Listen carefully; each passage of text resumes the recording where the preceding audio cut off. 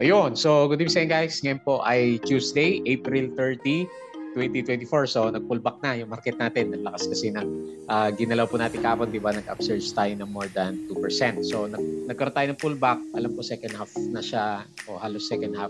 Nag-umpisa yung pullback natin kasi nung umaga, nagbe-berde-berde pa yung market natin. Pero nag-profit taking na rin siya kasi nga bakasyon po bukas. So, Labor Day, May 1, wala po tayong trading. And then, balik na tayo is Thursday at saka Friday dito sa PSE market natin. So, ang laki ng nakita ko dito na tingnan mo, net foreign sale 16.58 billion. Meron bang transaction dito na hindi ko napansin kanina umaga. So baka merong black sale dito na malaki, no? So laki ng net foreign sale. So hindi natin makita kung net foreign buy ba talaga o net foreign sale yung markets natin. Tapos parang gusto mag-retest dito sa 6,600 yung market natin. Pero nag-stop nga siya 6,700.49 and then meron tayong loss na negative 1.02%. So medyo na-pull back yung mga big caps na stocks natin. Pero dito sa winners natin, ay meron tayong winners.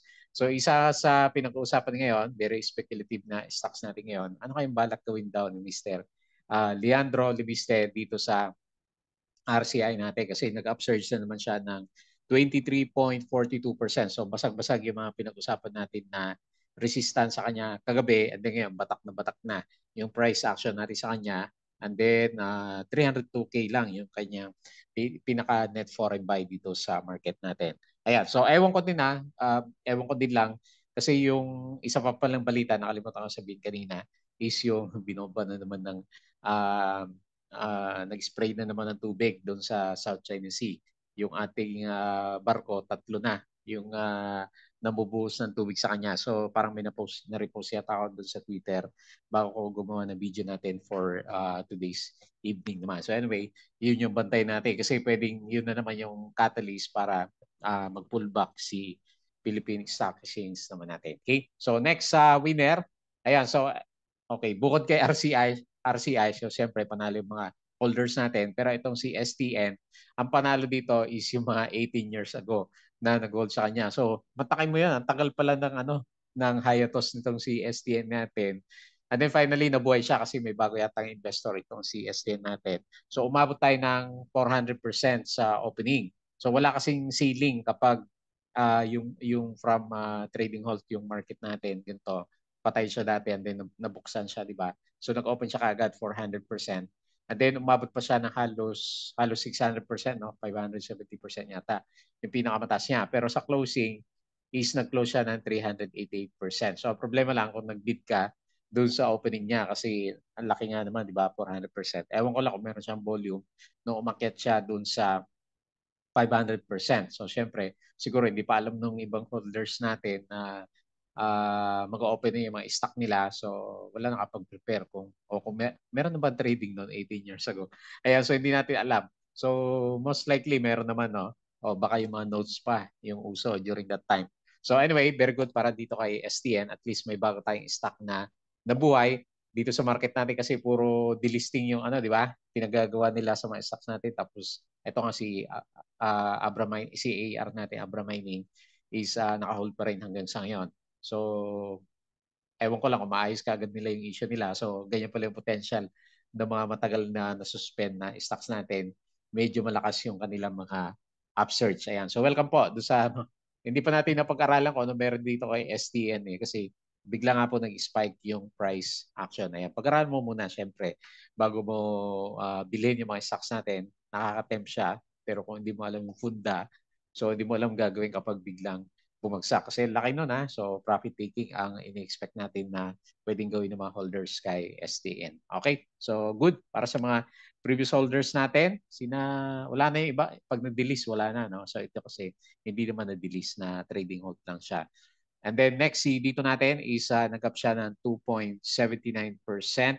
Tapos meron siyang 772 K net foreign buy dito sa market. Itong si STN pala is meron siyang, ayan, may nagbenta ng foreigners, negative 230K na net foreign sell. Tapos si ACE-N natin, meron siyang, ito, makyat ulit siya, no? So medyo hataw si ACE-N pala.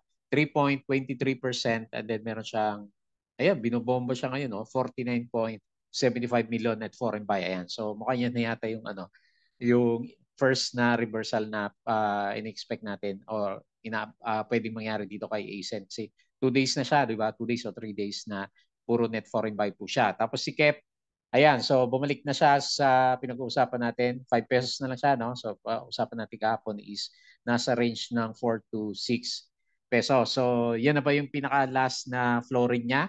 Or meron pa siyang flooring by Thursday? So sa Thursday natin malalaman kung ano ba ito pipitikin ng mga traders natin during that time kasi yun na yung pinaka siguro kumbaga nasa fair value na siya kung meron pa siyang additional na flooring ulit na galawan naman. Ayan. So magandang tignan ko ano mangyari. Kaya siguro nag-trending itong si Kep.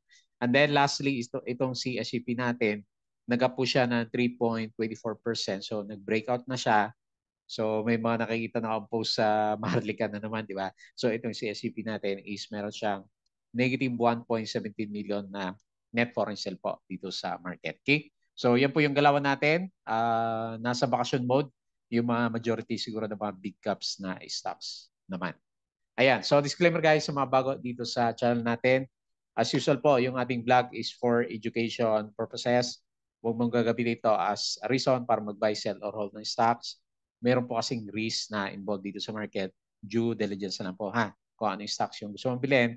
And then follow mo na lang po ako dito sa ating Palabra Trader na YouTube channel. Subscribe ka lang po para updated ka dito sa mga reviews or kung gusto mo join ka dito sa trading group naman natin. Okay? So sa mga, ayan, mag-uumpisa na pala ulit yung membership natin kasi end of the month na naman siya. So sa mga nakasubscribe, maraming salamat po sa usual na viewers dito sa trending stocks review natin. Review mo yung yung Maya app natin. Umakyat na si Plus, di ba? Si Plus yung binili natin diyan. Tingnan natin kung akyat yung binili natin diyan na maliit na shares. Okay, so double check na muna lang yan. Company reviews, yung ating mga profit or loss sa market, yung ating mga basic indicators. So review ulit tayo kasi bakasyon na naman. Tapos building yung fundamentals, yung mga risk management plus yung ating mga PSC stock market studies. And then follow mo po ako dito sa ating Palabra Trader. Crypto ko to para lang naman sa mga play to earn games natin. Ang tagal na, halos isang taon na rin tayo walang upload dito. 9 months ago. So mga 10 months na. Wala tayong upload dito sa dito sa channel natin na to. And then follow mo din po ako dito sa mga social media, dito po sa ating Facebook account na Palabra Trader para updated ka sa mga post po natin or dito sa Facebook page. Ayan, pili ka na lang po ako ng alin dyan sa dalawa.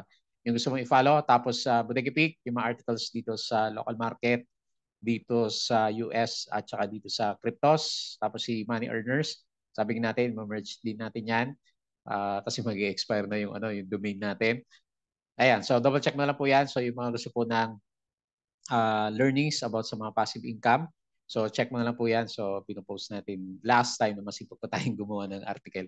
Yung mga earnings natin dyan. Meron pa rin naman. Ayan. So medyo bumaba ngayon kasi mahina yung mga AI na website natin.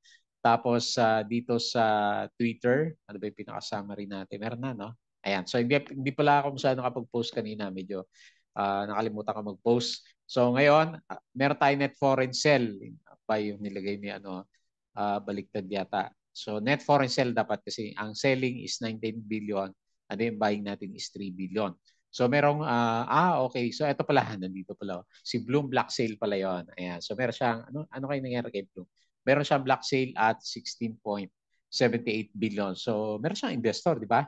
Ayan, very good para kay Bloom natin. Ewan ko lang kung naapektuhan yung price action nito. So meron tayong net foreign sale na 16.58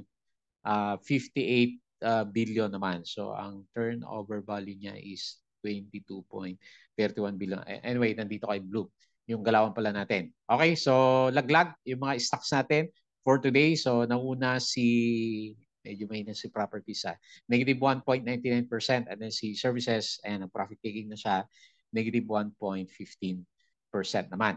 So foreign funds bought, ito yung mga binili po nila. So BPI, China Bank, Metro Bank, FFC, ASN, Security Bank, nakakita ko na nagbe-breakout yung kada niya. CNPF, EMI, Jollibee, Green, Aboitiz, AGI, Meg, Robinson, at saka si Globe. So foreign funds sold, si BDO, ito yung mga profit taking. APF, Gen, ANI, DNL, CHP, AC, Costco, Ali, SMPH, BLL, TEL, at saka si BFNN naman natin. Okay? So Reg, meron siyang earnings to, no? Plus 55% first quarter. Ba, galing ah. Okay. Tapos si VRITS natin, grabe yung earnings niya, negative 74%. So expect may correction na naman siguro to. Si REITs natin, DNL says fixed rates ban maintains highest credit rating. So meron siyang 5 billion fixed rate bonds. Tapos si All Home natin, meron siyang 797 million net profit in 2023 STN. So the PS, ito yung news niya. So the PSC will resume trading of STN on kanina, April 30, ending, tagal niya, no? 18-year suspension. So very long-term holding. So STN met compliance and liquidity requirements, restructured yung debts niya, so may utang pa rin, and maintain public ownership level. So it also acquired assets from Dole Philippines and secured a 10-year supply deal. Ayan, so ito pala ang partner niya, si Dole Philippines natin. Ayan, so yan po yung catalyst niya. Metrobank company records 12 billion net income, up by 14%. Tapos si dito, ayan, so baka ito yung good news niya. No? Dito ends Smart Streak leads PH with 32 Mbps, 302.9 Mbps 5G. Ayan, so panalo sa speed.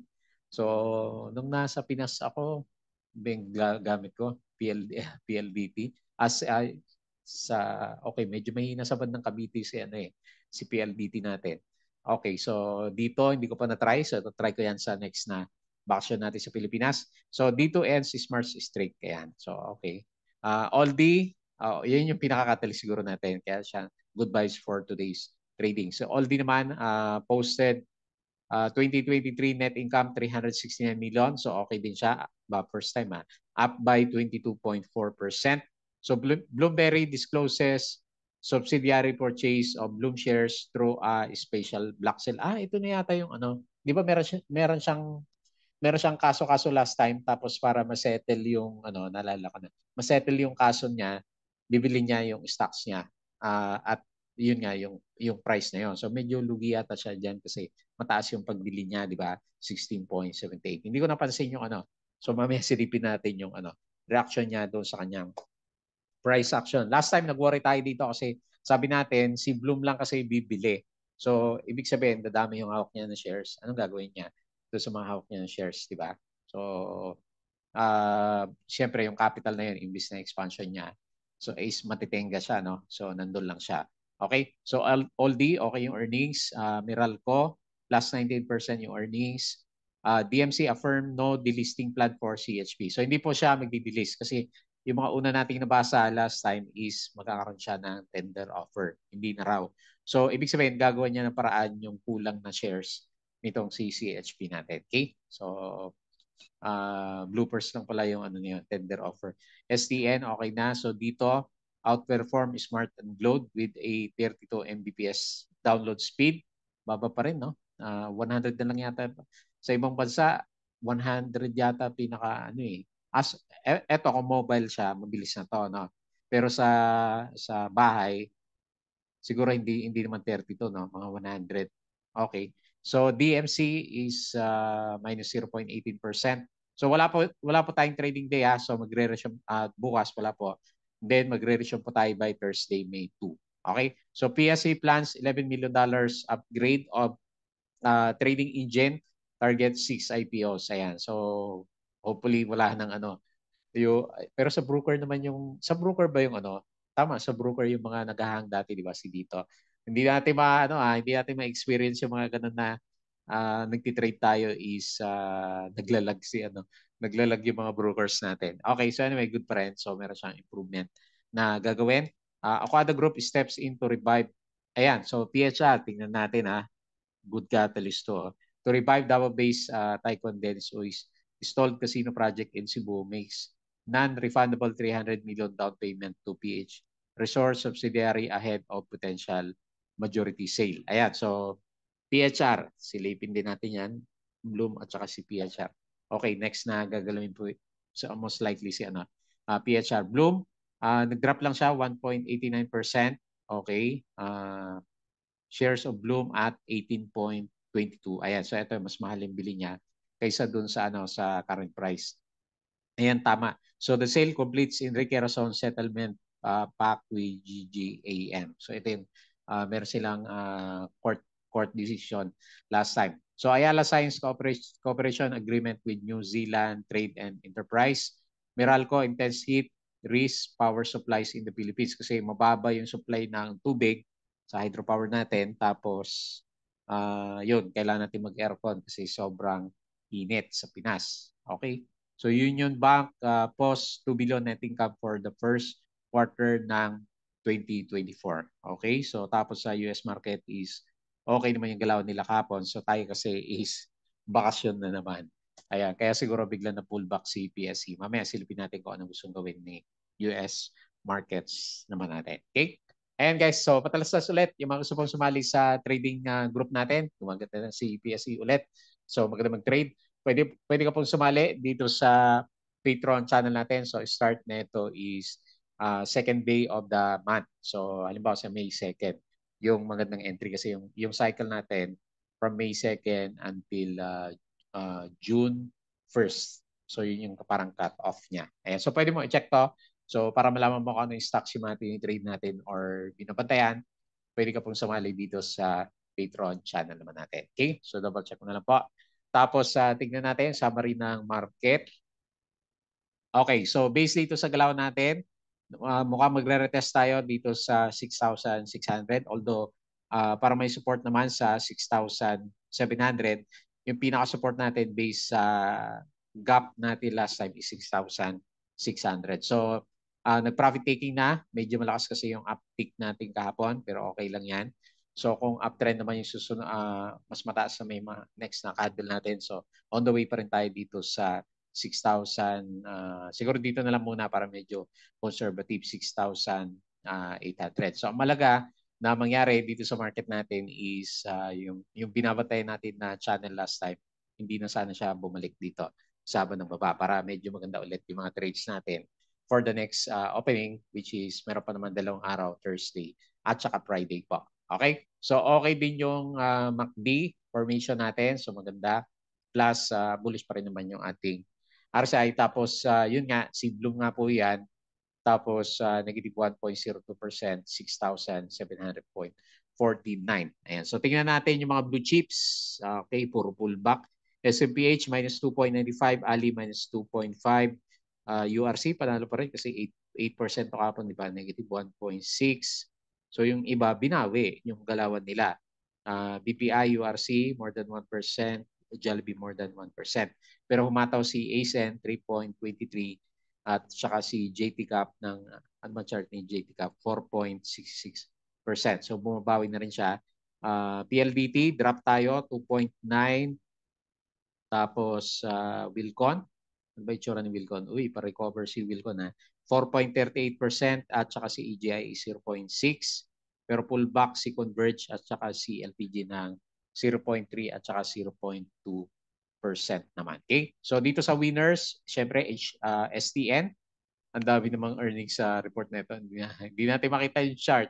So anyway, parang ito yung pinaka-peak niya kanina. Okay. Meron pa tayo makikita sa 5 minutes dito. Ayan, so maganda pag-usapan ito mamaya. So yung opening nito si STN. So nag-close pala siya, pinaka-peak niya is 2 pesos pala kanina. Ayan, so sinagad niya. Tapos medyo nang pullback. And then RCI, so another breakout candle kay RCI. Lakas ng parabolic yung galaw niya. Si Maki, wala namang volume to. DFNN, may konting volume. Laki din 14% palang ginalaw nito. Si Baita, revive na ba to? 8.33%. Wala pang volume si Baita Rich natin. Aslag, 5%. JT Cap, Wilcon, si PHR. So, ito yung next na pag-uusapan natin. Kasi mukhang may bago siyang investor. Tapos SCP, 3%. ASN. So, ang ganda recovery ni ASN. Balik sa MA100. 3.23.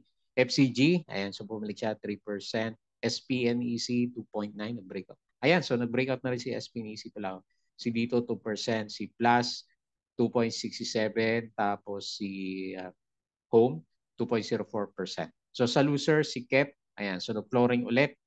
So yun na, talagang ipa-price in niya yun. Wala, syempre walang bibili, di ba? Lugi ka naman o bibili ka kasi kumita sila ng 200% na dividend. So magko-correct yung 200% natin. Tapos si Alter, minus 5.88. Si Lotto, yung mga winners natin last time, minus 4.87. Bill minus 4%. Si MA, 3%. FNI, nag-pullback na rin 3.09%. Si PLC, minus 2.67. One trade lang. Laki na ano niya. Si Ali, GGS, ELI, so nagda-drop. STI, nag-drop din siya, 2%, so pullback. And then si Bloom is nag-drop lang siya ng 1.89%. So 18 pesos yung bili ni lugi-lugi pala si Bloomberry natin sa pagbili sa kanya. Okay, so tingnan natin yung impact niya for the coming few days. Ayan. So balik tayo dito sa PSC market. Yun po yung mga winners, losers, at saka volume movers sa market. So, okay. So hopefully mag-settle tayo dyan sa MA 100. So dito naman sa, pullback na. Dito sa US market, mukhang pullback na kasi 3 days. 3 days, 2 days na malakas yung galaw po nila. So Nasdaq, negative 0.1. Dow Futures, negative 0.01. And then S&P is negative 0.13%. So kahapon okay, pero ngayon is profit taking naman. Ayan. Pati European markets, mukhang magpa-profit taking. Tapos dito sa bandang Asia is mixed tayo. Konti lang naman yung galaw nila. Ayan, so 0.3%. So yung sa atin, nag-drop siya ng 1%. Normal lang siguro kasi 2% yung ginalaw naman natin. Okay, so mix sa Asia, sa Europe, correction. Buti na lang, wala tayo bukas, no? Correction sa European markets at saka mukha correction din dito sa US market. Dito naman sa crypto, sideways pa rin si cryptocurrency natin. Wala yung mga short natin na Bitcoin, 62K, Ethereum 3.1 at saka si BNB is 591. Pullback pala. Malakas yung pullback, 6%, 5%. So lalaki ng drop dito sa cryptos natin. Okay? So hindi rin maganda sa crypto sumabay sa mga stocks natin. Ayan. So pag-usapan natin, mabilis sa review dito sa mga trending stocks natin. Unahin natin si RCI. So ito yung una.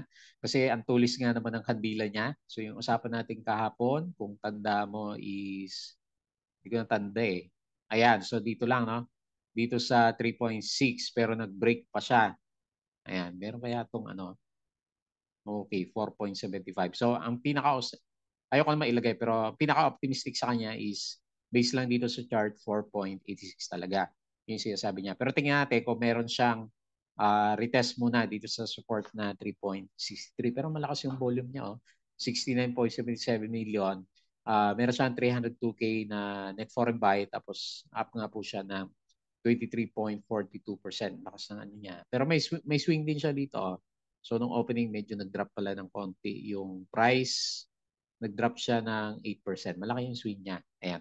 So kung susundan ko yung niya, yung pinaka-base niya dito, load natin to, breakout na rin. So hindi na kaya to ng technical chart. O sakto lang. Okay. So pero most likely parabolic to So lagyan natin ng extended Fibonacci para makita natin. So ito yung peak, ito yung high niya. So nag-breakout pa siya, no? Okay, so nagre-resist siya dito. Tama, nag-bounce dito sa support, breakout, and then resistance, current resistance. Ayan, sakto yung natin extended Fibonacci. Ayan. So lagay ko na lang muna dyan. Tignan natin. Pero kung meron pa siya, so ang sinasabi nitong extended Fibonacci natin, di ba? Ewan natin kung babanat pa siya ng another 20% ulit. Unless, o siguro mag-aantay muna siya ng good news kasi hindi naman natin alam bakit siya pumipitik. So, si Mr. Leandro Libiste, yung ating average sa kanya is kumita, halos madoble na yung pera niya dito, o triple na, no? 165% na siya mula doon sa average price niya dito sa around 1.5, 1.4 levels mo natin. Ayan. So, anyway, check mo na lang kasi overbought na. Parabolic na yung mga indicators natin. Yung MACD is, yan, parabolic na masyadong malayo na yung blue line sa red line and then super bullish na rin yung ating RSI formation. Pero yun nga, very bullish pa rin siya kasi malakas yung volume niya. Kahit wala namang foreigners kung healthy yung volume niya, so syempre mga locals yan. So, pwedeng mabuhay yung price action. Pero yun nga, syempre, yung mga hindi nakasakay, mag-aantay na lang ang pullback sa kanya kasi halos 100% na yung ginalaw nitong si RCI. Maganda kung meron siyang good news, pwede pang sumipa yung price niya. Another pullback muna siguro, tapos another spike ulit ng price niya. Ayan, so nandito kasi yung mga traders natin. Unless magbigay ng chance siguro si STN na pasukin siya. Ayan, so nandito yung majority yung mga traders sa PSE market. Okay? So congrats po doon sa mga meron. Laki na. So simula dito sa breakout na to, kung medyo malakas yung loob mo sa kanya, nag-up na siya ng 76%. Next, STN. So 18 years. Grabe itong 18 years na. Stock natin, no? So kaya lang, ang traded, laki din pala ng volume niya, oh. 20 million, no? So ang dami din pala nag-trade dito. So tignan natin sa 5 minutes. Kasi 2 pesos yung pinaka-peak nga po niya. So yung current price, okay, ilagay ko muna yung support kasi meron naman. Dito sa 1.08, so nag-swing siya. Gaano kalaki yung swing na yan? May volume kaya to kanina, 16% siya. So tingin tayo sa 5-minute chart.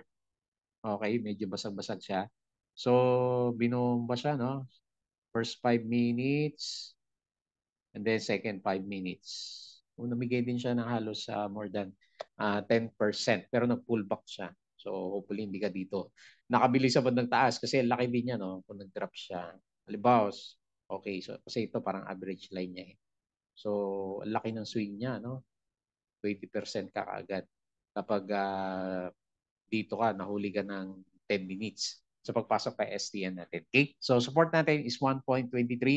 Most likely may volatility pa to, no? So may mga galawan pa.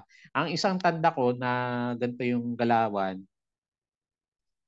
is sino ba to? Meron tayong isang stocks kay Robinson, related na stocks. Ayan, nakalimutan ko na isa. Stocks natin, APBI. Ayan. So, nag 1,000% yata to last time APBI natin. So, tingnan natin yung galaw niya kasi parang example siya eh. So, yun nga lang, bumagsak na siya, di ba? Pero nung nag-opening siya, ayan. So, kasi kukunti lang yung shares na ito eh. Ayan. So, nag-uptick din siya. Ilang araw din pala siya, no? So, 1,000% na yata to.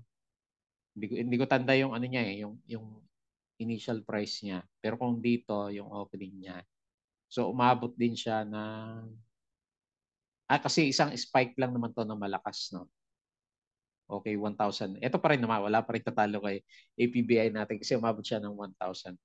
So, 1, 2, 3 days na nagrally pa yung stocks niya. So, tignan natin kung ganun din po yung gagawin nitong si STN natin for the coming few days kasi may 3 days rally si APBI last time naman. Okay? So, reference lang yun ha. So, manage mo pa rin yung risk mo kasi hindi naman natin alam kung ano ba, kumikita na ba tong si nag-restructure siya ng debt eh. So, malamang may utang pa rin siya.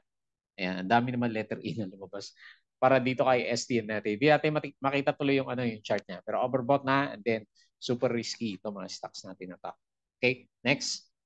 Dito, okay, another green day para kay dito natin. Malakas pala sipa niya kanina, no? Nag 7% pa pala siya. So, okay, lumalaban siya pero tama, no? Nag-resist siya dito sa malapit sa 2.25. So yan na lang muna ilalagay natin na resistance. Hindi, ilalagay ko muna sa sideways kasi hindi pa naman natin alam kung uptrend na yung galaw na yan. Pero at least may good sign siya. Tapos may good news na catalyst. So nag-close siya 2.79%. And then meron siyang 700K na net foreign buy dito sa markets naman natin. Okay, so ano ba? Ayan, medyo nag-pause na yung niya, nag-pause na yung downtrend niya kasi eto na confirm. Meron na siyang bottom dito sa 2 pesos naman natin. Okay? So interesting to see breakout dito sa MA100 para next na tingin natin is dito sa 2.6. Babalik siya dito sa trading channel natin na ito or ito, itong box natin na to. Ayan. So may box kasi tayo dyan eh. So medyo nahirapan pa siya as of this time. Okay? Next, ACN. So malakas yung recovery ni ACN Ayan ganda ng galaw niya. So, annual niya is minus 37. Pero diretso yung buy ng foreigners natin. So, tignan natin kung ano ba yan. Technical bounce lang na napadiretso yung galaw niya. So, breakout na siya. And then, meron siyang support dito sa MA100. Ayan, very good. At least bumalik siya.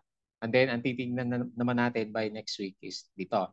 Etong range na to. Kasi nandito yung next na trading range naman natin sa kanya. So nag-close siya is 3.23%, and then syempre ito good vibes, 49.75 million net foreign buy. So totoo kaya na bounce na to?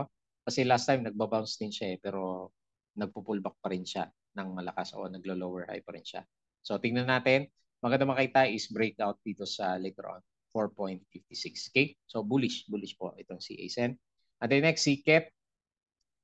Okay. So nandun na siya sa price range natin na 4 to 6, di ba? Usapan natin sa kanya. 7 pa nga, di ba? Sabi natin kahapon. So lagyan natin 4 to 6 kasi 5.8 yung ano niya eh. So tingnan natin kung ano na, last pullback na ba yan? O meron pa siyang isang pullback tapos bounce na siya. Di ba kasi magiging ito na yung parang pinaka-fair value niya in between nitong 4 at saka 6 natin. So anyway, hindi pa rin natin masabi kasi flooring pa rin naman. 29.95%. Wala tayong net foreign buy, so lumalabas lang po yung mga nag-trade sa kanya. So meron siyang 500K na trading volume for today's trading naman natin. So meron kayong bounce to si KEP. So interesting to see. Kung meron siya after ng opening. Sa Thursday, most likely malalaman natin kung magbabawas pa siya. Pero kung dividends-wise, ang usapan, yung mga normal na dividends, magsa-sideways muna siya dito bago natin makita na gumalaw ulit yung price action ba niya. Okay? And then lastly is SGP. So breakout din. Mukhang marami tayong abangan na stocks by next week. So breakout siya ng konti dito sa 9.6 pero hindi pa totally breakout pala dito sa 9.9. Pero kung eto ang titignan ko sa kanya, parang reconfirmation siya. No? So nag-breakout, and then nag-retest sa support, and then paakyat na. Parang ganun yung chart niya di ba? So drawing natin para madali makita. And then ito. Ayan. So yan po yung pinaka-trading channel natin kay SCP. So very good. Meron na nga siyang binigay na dividends pero umakyat pa siya. So medyo bullish talaga to, no? Ayun, panalo, di ba? Kasi 4% dividends na pullback ng konti and then binalik na rin niya. So 3.24%, 9.89 yung closing, and bullish yung chart natin kay SCP man. Okay? So yun lang po yung ating review for today. So pahinga muna tayo ng isang araw. Thursday ulit natin makikita yung tamang galaw ng market. And bago tayo mag-close, please don't forget to subscribe dito sa ating Palabra Trader na YouTube channel. Join ka guys ha. So May 2 yung opening natin dyan. Tapos Crypto Ko To, Facebook account, Facebook page, Bodega Peak, Money Earners, Twitter, and Patreon yung mga sumali sa trading group. May 2 po ulit yung opening natin. So yun lang, maraming salamat. Enjoy po natin yung araw ng pahinga ng mga trabador na kagaya natin, OFW or sa Pilipinas. Enjoy the holidays pa.